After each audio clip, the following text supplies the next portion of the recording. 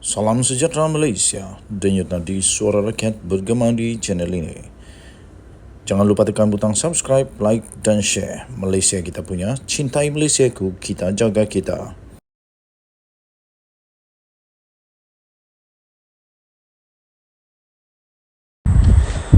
Salam sejahtera Malaysia, denyut nadi suara rakyat bergema di channel ini. Berita terkini daripada malaysiakini.com.my. 3R, polis buka 2 kertas siasatan terhadap Tan Sri Mahyadin Mak Yassin 9 September 2023. Berita penuh.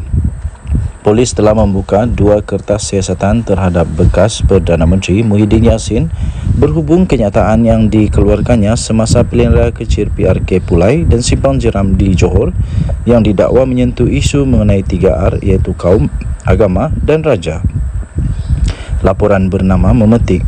Timbalan Ketua Polis Negara Ayub Khan Maidin PJ sebagai berkata, polis akan memanggil pengurus CPN itu untuk merekodkan keterangannya pada 12 September ini. Kata keterangan itu ada 2 IP, iaitu kertas siasatan dibuka terhadap Muhyiddin Yassin susulan kenyataan beliau berhubung fatwa dan kenyataan berkenaan orang Melayu akan hilang kuasa. Jadi ada 2 IP dibuka dan kita akan panggil beliau pada 12 September untuk ambil keterangan, katanya kepada pemberita selepas meninjau proses mengundi bagi Parlimen Pulai di Pusat Pengundian Maktab Sultan Abdul Abu Bakar di Johor Bahru pada hari ini. Menurut laporan itu, Ayub berkata buat masa ini tiada kertas siasatan baru dibuka melibatkan pemimpin parti politik lain berhubung isu 3R. Pada Sabtu yang lepas, Muhyiddin yang juga adalah Presiden Bersatu telah didakwa telah mengeluarkan kenyataan haram memberi undi kepada Suhaizan ketika berucap dalam ceramah perdana di Johor Bahru. Ahli Parlimen Pagoh itu juga dilapor telah mengeluarkan kenyataan yang mendakwa Parti Orang Melayu dilihat sudah hilang kuasa, selain mendakwa kerajaan ketika ini seolah-olah tidak faham masalah orang Melayu. Pada 4 September yang lalu, Ketua Polis Negara Razaruddin Hussain mengesahkan polis telah membuka kertas siasatan terhadap Muhyiddin Yassin mengikut Seksyen 505(b) Kanun Keseksaan kerana telah mengeluarkan kenyataan yang boleh menimbulkan ketakutan dan boleh menimbulkan kegentaran awam dan Seksyen 233 Akta Komunikasi dan Multimedia 1998.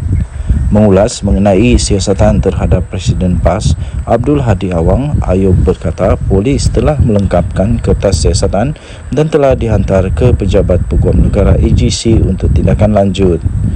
Dia turut juga menasihatkan pemimpin-pemimpin politik serta masyarakat supaya tidak mengeluarkan lagi kenyataan yang berkaitan dengan 3R termasuk ketika berkempen bagi PRK Pelangai Pahang pada hujung bulan ini. Polis sentiasa memantau semua sosial media. Kalau ada, kita akan buka kertas siasatan. Tapi nanti bila sudah disiasat, ditahan, didakwa dan dihukum, baru timbul rasa meminta simpati dan lain-lain, katanya lagi. Denyut nadi suara rakyat bergema di channel ini. Jangan lupa untuk tekan butang subscribe, like dan share. Malaysia kita punya, cinta Malaysiaku, kita jaga kita. Bye-bye.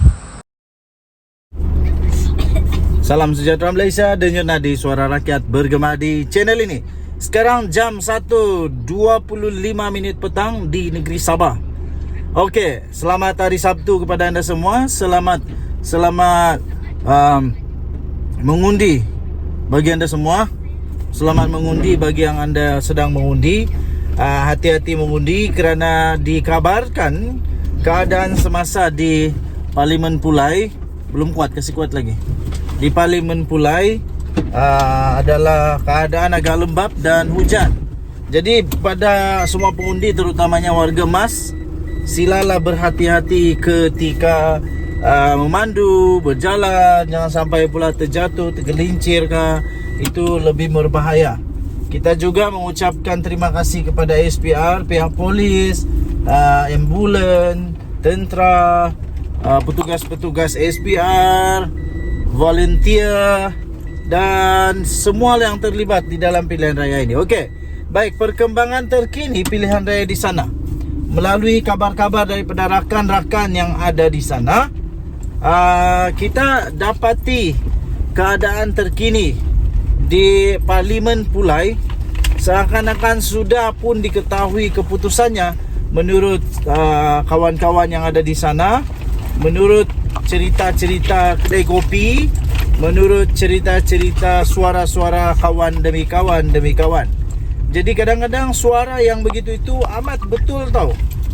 Amat betul apa yang kita dengar.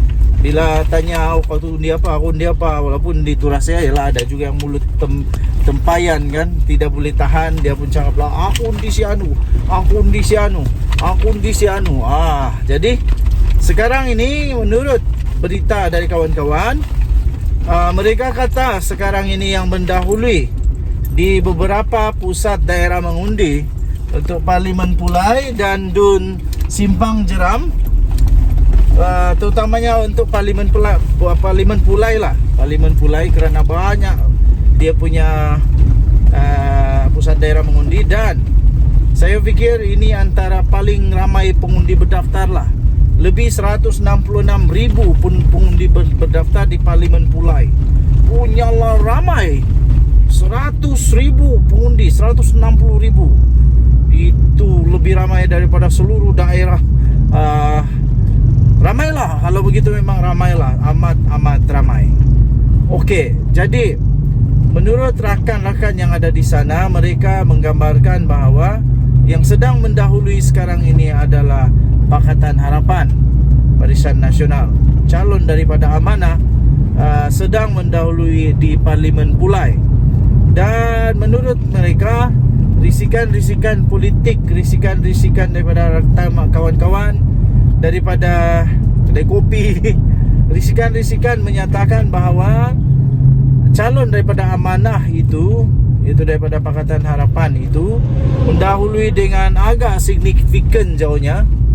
Bezanya sangat jauh kerana dikabarkan menurut statistik semasa, calon itu mendahului lebih daripada 85%.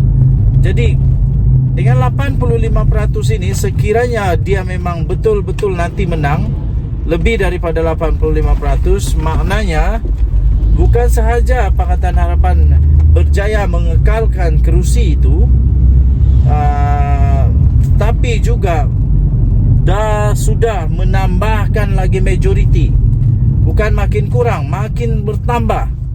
Jadi pada semalam, penutup kepada ceramah ataupun kempen terakhir daripada Pakatan Harapan, daripada calon daripada Amanah, mereka mahu supaya rakyat Johor menolak kemasukan pelampau politik daripada memasuki fikiran, daripada memasuki merosak perpaduan yang ada di Johor. Jadi mungkin itu akan menjadi satu last sprint yang sangat baik bagi negeri Johor ataupun Parlimen Pulai sebenarnya, kerana sekarang ini kita dapat kabar bahawa calon daripada Amanah sedang mendahului. Jadi itu boleh membuktikan bahawa memang bangsa Johor adalah bangsa yang penuh dengan perpaduan. Mereka menolak perpecahan, tidak mahu ada ekstremis, tidak mahu ada pelampau-pelampau yang terlalu. Terlampaulah, dah melampau-lampau. Ada had juga nak berpolitik, ada had juga nak kata orang, ada had juga untuk nak judge orang, ada had juga untuk nak keluarkan fatwa dengan suka hatinya saja keluar fatwa. Jadi ada had. Jadi saya fikir rakyat Johor, bangsa Johor orangnya bijak betul untuk memilih. Apapun kita akan nampak nanti keputusan. Saya ingin mengajak kepada semua yang menonton channel saya untuk bersama-sama dengan saya secara live. Bermula pada jam 6 petang ini. Saya akan live membawakan kepada anda keputusan yang pastinya dinanti-nantikan. kerana ramai juga ingin melihat apa referendum rakyat kali ini. Apa pula kali ini referendum rakyat? Adakah referendum menunjukkan bahawa rakyat masih setia kepada kerajaan perpaduan PHBN, GRS, GPS, bebas, muda, warisan, banyak lagi lah yang di dalam kerajaan perpaduan. Okey, jadi pandangan saya secara peribadi ada kawan tanya tadi, pandangan peribadi saya siapa yang menang di sana. Dengan jelas saya katakan orang Johor akan tolak pelampau politik. Itu sajalah saya cakap.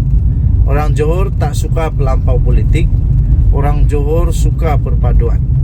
Orang Johor dia ada pendirian bijaksana dia sendiri. Dan orang Johor menjunjung titah ke bawah duli Yang Maha Mulia Sultan Johor. Jadi Sultan Johor sudah pun memberikan bayangan dulu bahawa Datuk Seri Anwar Ibrahim perlulah diberi peluang untuk memerintah dulu beberapa lama, barulah dia dapat membuktikan kemampuan sebenar. Kalau sekarang baru 8 bulan, susahlah nak mau buat penilaian. Ada orang Perdana Menteri sampai berpuluh-puluh tahun, ada orang Perdana Menteri lebih 10 tahun, ada orang Ketua Menteri, Menteri besar lebih daripada berpuluh-puluh tahun. Tapi je lah. Okey, terima kasih kerana menonton video-video dalam channel ini. Sekali lagi, saya menjemput anda semua untuk bersama-sama dengan saya secara live bermula pukul 6 petang ini untuk mengetahui pengumuman keputusan pilihan raya negeri Johor. Dan jumpa lagi, bye-bye.